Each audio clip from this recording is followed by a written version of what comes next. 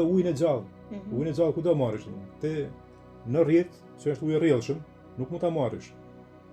Për shkak papastërtive fizike, kimike, edhe metafizike. Pse metafizike? Se gjithë tubat që kalojnë prej te ai, po themi, liçeni ujë sjellësi, deri që vjen te shtëpia jote ka kaluar në sa familje.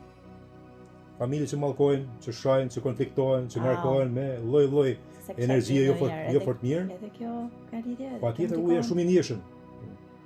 Uji të njeh ty ose dikën që flet. Uji të përdoret. Uji më i mirë është për shembull uji që merret prej burimit. Po, okej, burimi ku të shkojmë? Nëse nuk e ke mundësinë për ta marrë prej burimit, se edhe uji burimi ka nevojë të pastrohet me disa kristale, kryesisht me kuarc. Uji i bidonave që vjen prej këtyre kompanive që shesin ujë. Okej. Kjo është më e mundshme. Ai uji i rrjetit nuk është i mundshëm për të. Ky ujë mund ta hedhësh një enë qelçi, një kavanoz ose një brogi, po themi. Futem disa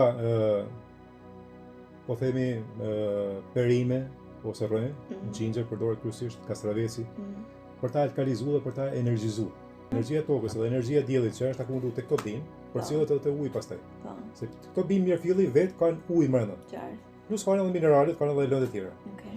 Gjithë ky ujë dhe mineralet e këtyre bimëve shkarkohen pastaj në ujë dhe ky ujë strukturohet ose programohet, po themi.